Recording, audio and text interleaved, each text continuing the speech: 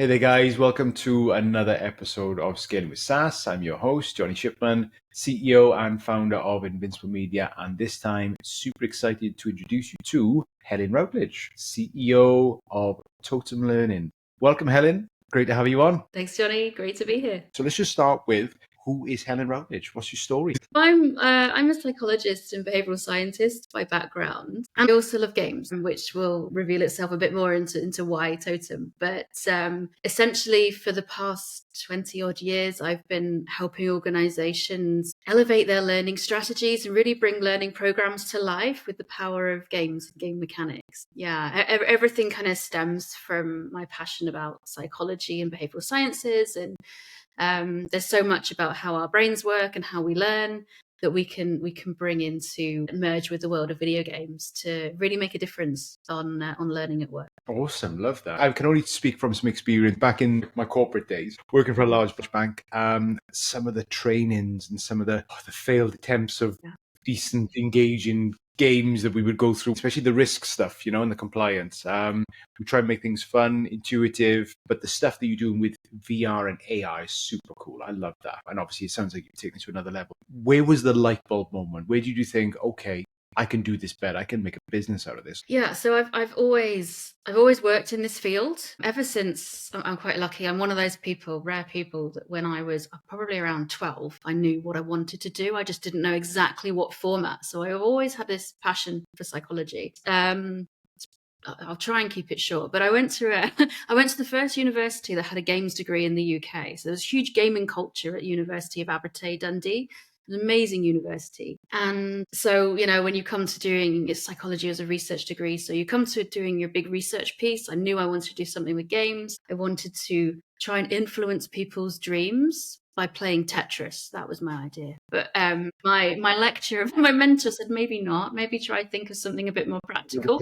How are you going to build a career out of that? So I bumped into a couple of guys off the games course, and they were building a team building game. And I just thought that was genius. So we started talking, and I started researching their product. And it was amazing the difference it made. It made it so much more accessible and open to people. And the results were equivalent to doing it in the real world, which was just amazing, thinking about the amount of money you could save. So I've always operated in this world, but Totem came out of, fortunately, it came out of the demise of another company. So unfortunately, that company had scaled and been acquired by a larger group. The larger group dissolved, but the core team that I was working in, we worked brilliantly together. We had sound clients, we had great projects, and we didn't want to disband. We didn't want to give up what we had. So we said to each other, look, should we get together, start again, found a new business? And so literally we closed the doors on one business and we opened the doors on a new. And thankfully our clients were happy to, move over, come back, come with us. And so we did hit the ground running with some amazing clients. And it was like having freedom again, because when you're being part of a larger group, but you do lose an element of control. So to have that back again was really exciting. So that was back in 2012. And yeah, we've been going ever since. I've not always been the CEO of the business. I used to run the production team, to the developers and designers, and coordinate with clients and things. But yeah, I stepped into the CEO role about, I think it was 2016. You've been there a fair while. You've been in the fair while. Cool. Yes. Yeah. The rest is history, really. It's been a long path, but it's been really fun. Seems that's quite seamless. As a founder, it can take a long time to build that dream team. So that's really fortunate. And the great thing is that you managed to migrate lots of the clients over as well. So what does the management team look like today? Yeah, I've got two great guys on the management team, Luke and Nathan. So Luke heads up our, I don't know how to describe Luke. He does everything. He's our project manager by title, but, he heads up operations and he kind of, cat herder, all the things. He's great with clients. He's that bridge between, clients and the dev team. He's really essential to the business. The same with Nathan, who's our head of development. So again, come out of the games industry, very experienced chap, very level-headed and brilliant. The combination of the three of us, with technical, with psychology, with organization, it works really, really well. It's all very complementary, doesn't it? All good good skill sets, good personalities for each role and stuff. So I love that. That sounds really good. Let's dive into the platform then. Let's dive into what Totem can actually do. So traditionally, Totem has all been about taking the power of games and blending that with learning and psychology to improve performance. What we discovered was, what we've known for a very long time, is that in the world of learning and development, there's not a lot of time for practice. And that's what the work that we do at Totem is all about. It's about practice and giving people that safe space. So the platform we've been building is called Sona AI. So everyone's obviously doing AI at the minute, but ours is a little bit different. So where most AIs are designed to help you, Sona AI is designed to challenge you and talk back to you. So we had to kind of break the AI a little bit to achieve what we wanted to do. But essentially, it's a persona platform. So you can build customer persona, you could build team personas, and it's all about practicing difficult conversations. So if you are a HR manager and you have to do investigations and you have to find out what happened if there's been a complaint at work, you can practice that. You can build a persona and practice how you would do that kind of conversation. I'm thinking about mental health conversations, they're kind of tricky because you don't want to say the wrong thing. Negotiation or sales, for example, you need to be able to understand your customer, dig into their needs, really actively listen and close that deal. And so what happens in the real world is that we get a bit of training, we might get a PDF or a PowerPoint and thrown out on the sales floor or into the team. Well, then, so off They you go go. sort it out. And so we believe that you should be able to practice those moments that matter before they actually do. And so that's what Sona AI is all about. So it's an AI that will challenge you, talk back to you, will not always just be helpful, which is what most AI does. They're incredibly emotional and they're contextually very relevant to the responses that they give you. So that's the front end. And in the back end, we've built an authoring tool. So, because it's great, we build personas, we're game design experts and psychologists and all that. That's fantastic. But what we want is we want everyone to be able to build their own personas. So we want a designer in an organization to be able to say, right, well, I've got this tricky customer that we've experienced. We need to then scale that up across the team so everyone can experience that same challenge and see how they do. And so they can build a persona, they can scale it out, and then they can track how well their people deal with that challenging situation and see the analytics that come out of that conversation. Unbelievable. I love that sort of stuff. Yeah, I'm already thinking there's parts of this now that we could use within our own business because we do a lot with the sales enablement. We're constantly giving feedback on sales calls, pitch decks, email messaging, everything. We do a ton of work in, the ICPs and the TAM and the defining of the messaging and the pain points. Sounds next level. What about defining your ICP then? Who's it going to work best with? Industry, size of industry, pain point. Go on, because you never know who's watching these things. Well, the great thing is that it's relevant for any organization that has people, really, because we all have difficult conversations, I'm sure not necessarily every day, but at some point in our careers, we'll have difficult conversations. And so, I mean, typically we work with large global enterprise. So they have learners, typically located geographically all over the world, many business teams, but it could easily work in healthcare or engineering or any business that has people. They need to know how to have a conversation. They need to know how to talk to each other. And that's one of the dangers, I think, of AI is that it takes so many skills away from us that, it automates so much for us. We're going to forget how to do some of these things. But yeah, I mean, we very large organizations that their people have these needs at scales. I think, yeah, really anybody. I mean, the great thing is the price point to run it is very cost effective. So it's incredibly affordable for even smaller teams.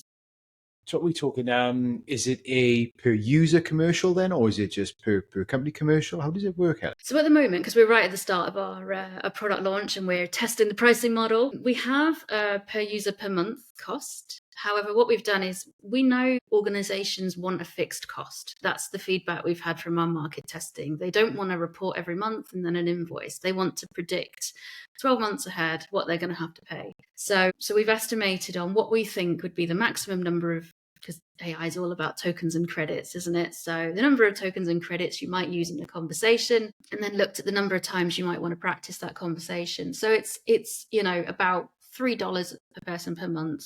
to have this system in the business. So they know then it's a case of how many learners you've got, how many conversations you want to make. So, it's very, very cost effective when you think about the benefits. So you're building confidence in your learners, you're helping them be better. You're going to be de-risking any customer facing conversations because people would have practiced it. You're going to reduce all those mistakes, and you're going to build better brand loyalty with your customers because your people are going to be more prepared. So all those benefits are, $3-4 a user a month. That's an absolute steal. That is a bargain. Is there like a minimum number of users, or like a minimum cap maybe, or something?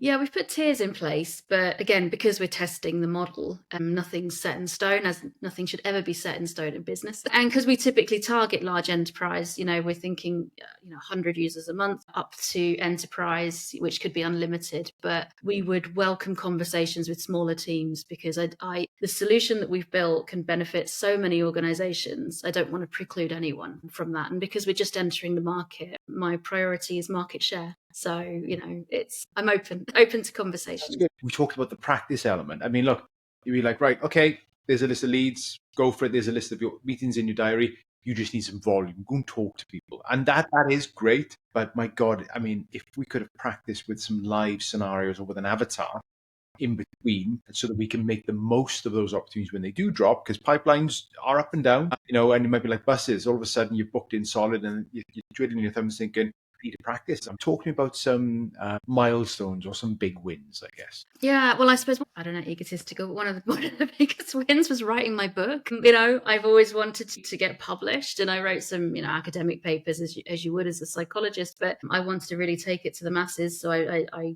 managed to get a publication deal with Palgrave Macmillan, which was fantastic. So didn't have to self-publish, which was wonderful. Had a whole team helping me get it out there. So that's something I'm very, very proud of, especially as I had to write the book just after having my first child. So, yeah, exactly. It's like, no, I've got a deadline. I can't do this. And then, I think, certainly I'm incredibly proud of all of the organizations that we work for and the difference that we make for them. Hearing that we've increased referrals for one of our clients by 44%, hearing that we've saved over $1 million on another, year on year.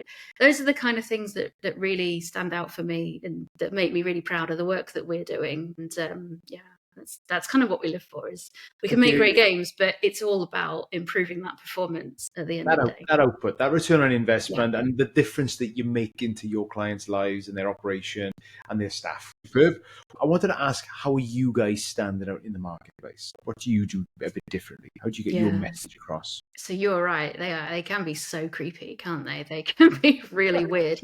And that's one of the first things we identified. So you've got the uncanny valley, which is where you create an avatar that looks human but isn't quite human, and then you start to feel a bit icky and weird.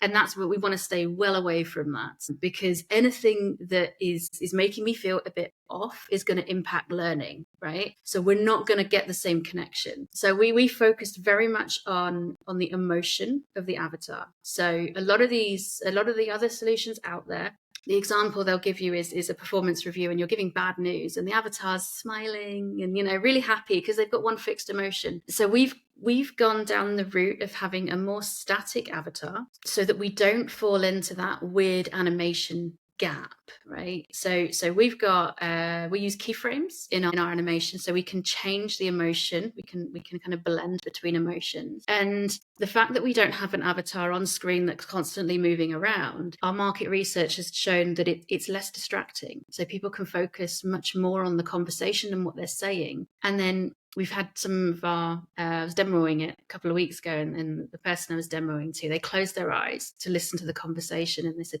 I can't tell that's not a human talking to me. So again, the voices, the responses, the fact that it's contextually relevant to what you're asking, and what you're talking about. We've focused very much on making them feel very, very realistic, because that's what you need. If you're doing practice with someone around difficult conversations, you need them to feel real, not like you're talking to a robot. And so, yeah, that's really what makes it different. And then the insights that we can get from the conversation, so sentiment analysis and performance analysis as well. So every conversation you end with actionable takeaways to take forward into the next try. So those are the two real key differentiators that we've seen so far. Nice and simple as well, Helen. You would think these are very obvious things to do, but like I said, some of the other platforms don't. They keep it creepy. But yeah, I think that's a really good point.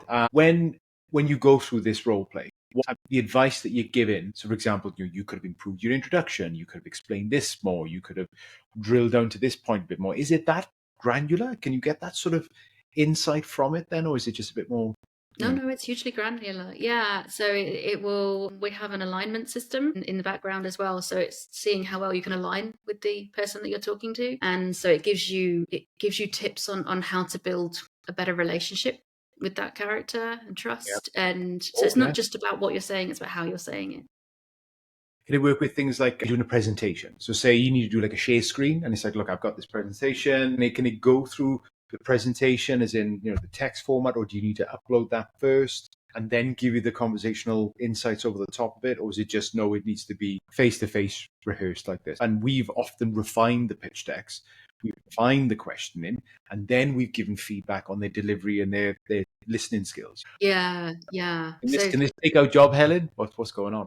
No, what you could do is you could create an investor persona and get them to role play live questions and see what the what the investor might ask. So you could do that, but keep them on their toes, because part of the thing about pitching is you never know what you're going to get asked, and it's those, my goodness, there's left field questions. I got 5 minutes to go. Quick, wrap it up, John. Let's fast forward. Obviously, this is scaling with SaaS, right? So we want to know growth hacks, what's working, strategies, techniques. What about your own growth and acquisition? What is working well right now? Filling the pipeline, it's always one of the things that's never ending, isn't it? So, yeah, because Sona AI is so new, we're refining the messaging around it. We're putting it in front of lots of new people at the minute.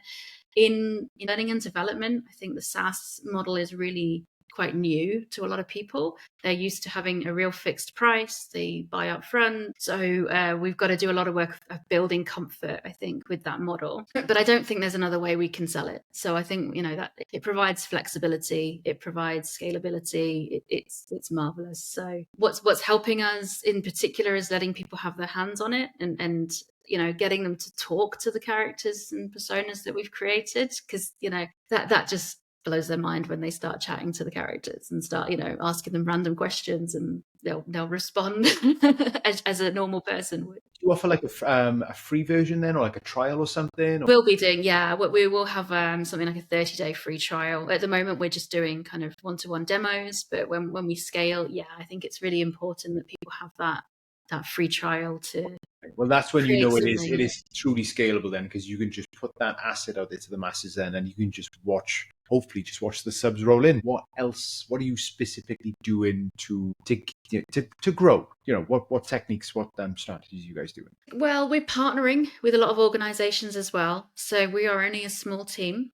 And we are looking at partners who are specialists in their niche, so they really understand their market, and then they can see how the tool can fit into their market. So we've got several partners who are then taking our solution to market for us, which is fantastic. So they get a kickback, they get a margin on the sales, and we're getting it exposed into a whole new audience. So that's would really those be like a reseller then, Helen, or they like white labeling your Sona AI? Yeah, absolutely. So it would just depend on what they're interested in most. But at the minute, because the market, there's a few competitors out there, but we've still got that differentiation. Our priority is to get market share at the minute. We want to get it in front of as many eyes as possible and get as many users on there as possible right now, build up some great case studies, some brand loyalty, and really kind of cement our position in the market. That's our priority right now. Sounds awesome. Cool. So look, I've been looking at the Totem website, and forgive me, I couldn't see much about Sona on there. Is this a sort of a breakaway brand then? Is Sona going to get a website website, its own. It will do. Yeah, it will Yeah, do. Yeah, it's so new. We just got a single page at the minute, but yeah. yeah, we've got the domains. We just need to build it. But at the moment, we're promoting it under Totem. It's still a Totem product, but no, there'll be more coming out soon. I've just been doing a teaser campaign over the last few weeks, so we're starting to reveal more now. Well, hopefully, this podcast can put the limelight on Sona. Then definitely, we'll be sure to put some links in the description for Good. any asset. Yes. So, what are the goals for 2025 then, Helen? Where do you want to take Sona? Oh, I want to take it everywhere. Take it to the Everyone to use it. market. And that was my clinch there, right? But look, have you got any sort of hard and fast goals that you want to get to? I mean, are you looking at a certain percentage of market share, or are you looking to break into a certain ICP vertical? We've got some great opportunities. I'd love to have a healthcare persona out there. So previously we have created a mental health game for the NHS to help staff have conversations with patients around mental health. It's something that we know that there's concern over, and I would love to have a conversation around having a mental health persona so that we can help people become more confident around those kinds of conversations, because they are so important to everybody. We would love to break into, industries such as pharma or legal. There are certain industries that we would love to get into. But no, I mean, right now I'm keeping it quite open because it's so new. I would like to get some initial customers into the system, get those great case studies, show that we can actually change performance. But also on a parallel track, we are developing the authoring tool that sits behind Sona to bring more features and develop the analytics in that, and also to bring more AI into the authoring tool, because I think that the AI or another layer of AI can help us develop better content in the system as well. Yeah. So 2025 is going to be a bit of sales and a bit of more R&D and, kind of developing the solution even further. Keeping that funnel nice and wide and just seeing what comes in. And like you said, just sort of pumping out great case studies and using that then and leverage it to bring on more. Cool. Okay, so I love this question. I think you've already more or less just mentioned it, but we're gonna say it anyway, right? So look, you mentioned about your market share, breaking into pharma, legal, and obviously having that mental illness sort of healthcare avatar. If you had a magic wand, you've got an invincible media magic wand, right? You've got a couple of swishes. What would you fix first to get you there quicker? Yeah. Well, I don't have a sales and marketing team at all. I don't have a business development team either. So the entire team at Totem are creators, developers, designers, artists. And so with a magic wand, I would have, a sales and marketing team who could really help scale the solution, create funnels, create content, introductions, that kind of thing. Because I think building the product was probably the easier part. And I think the sales and marketing, getting it in front of people, competing with all the noise that's out there, helping people understand the solution and really see the value. I think that's the harder part. It's maybe that makes it sound too negative. But when you've got a vision and the technology's there, you can build it. And then, got to get it out there and get it into people's hands. Because if people don't know about it, it can be the greatest product in the world, can't it? We have a line that we use within Invincible Media: the best found beats the best. So, you could have the most wonderful platform, the most intricate bit of code, the most wonderful AI in the background. Unless nobody finds you or knows you, it could just be just that, couldn't it? Sometimes we talk to people and they've got a not so great product, but they've got a great infrastructure with the sales and they get lots of opportunity, and then it's about then sure the development and pushing the R&D to get the product where it needs to be. And then, of course, on the flip side, like yourself, great product, just need to get the message out there. Let me just throw it back at you then, Helen. So, do you mind me asking, what are you guys doing about this missing jigsaw piece, this sales team, marketing? Yeah, that's a really good question. It's one I've been trying to solve for a really long time, because you think when you're looking at how to allocate the funds in the business, you think, well, sales and marketing always kind of comes towards the bottom. It's always a nice to We'll have, put it at the end, yeah. Set up a Facebook.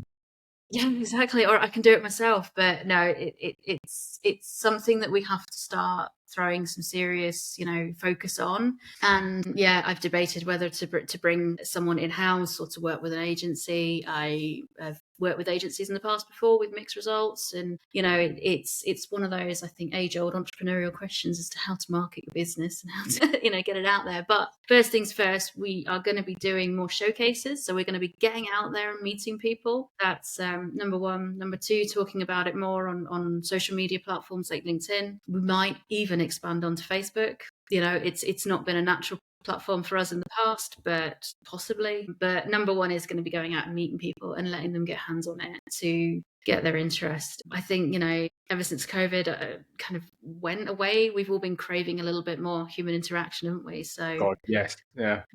I think I go to the opening of a drawer now these days. Definitely, I really will. Yeah, we've got our first event next week. So, cool.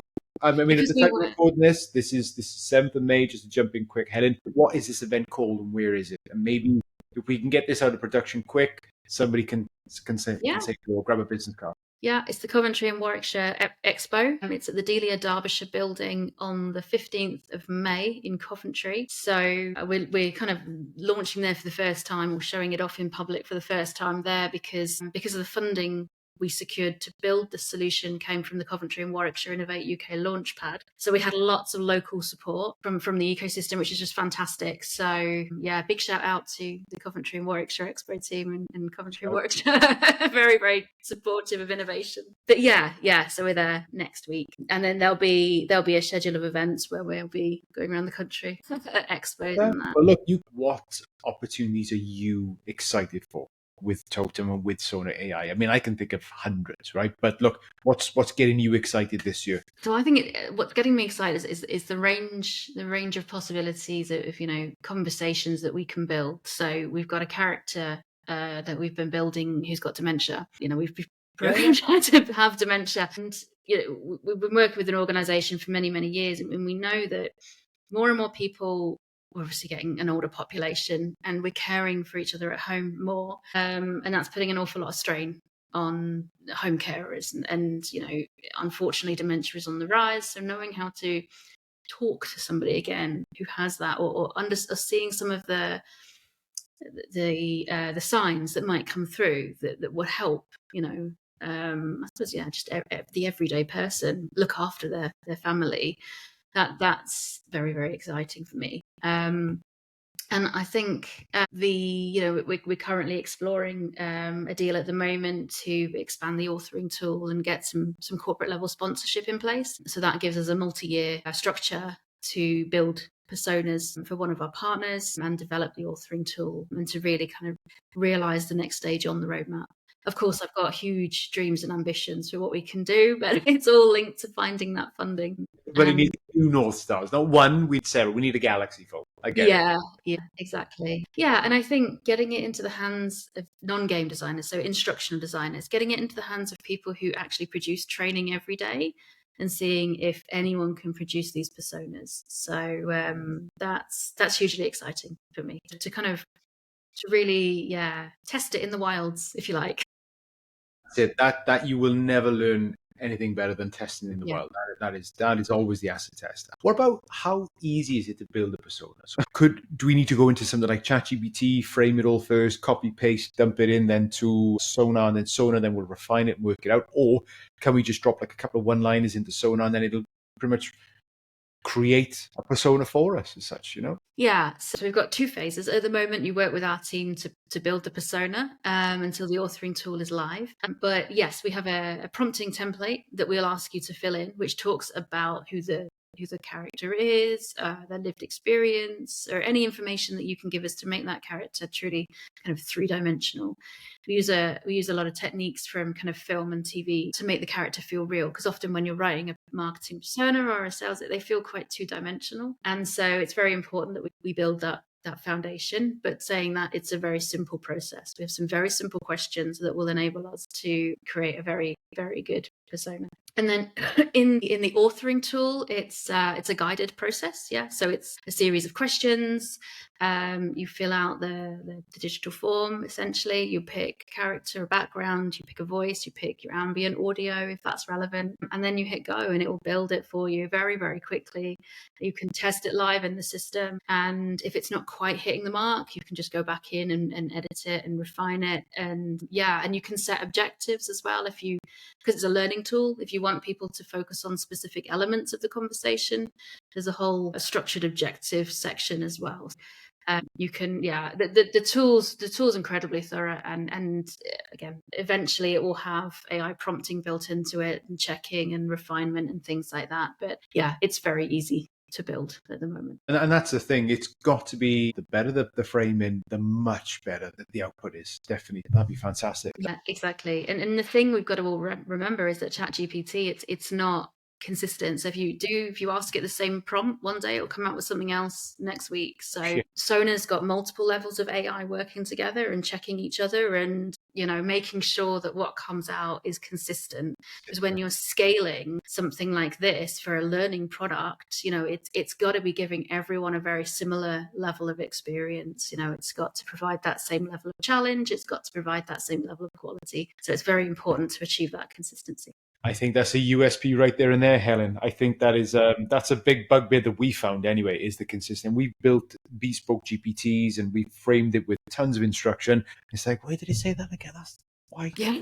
Yeah. And it's a walled garden as well. I think that's another important feature, is that because it's learning material, it only looks at what we've given it. So it will never go out onto the internet to find something else. It won't, ever look at your competitors' information, because that's not what you're training on. So everything is 100% secure and it never leaves the system. So it doesn't hallucinate. It doesn't ever make stuff up, because it's not allowed to. But if you could give me £1 for every time I said, no, that's a lie. No, you work with this.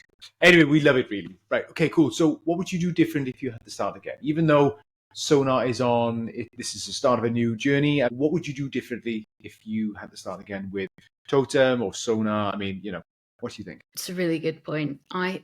I've recently discovered the wonder of simplifying your message.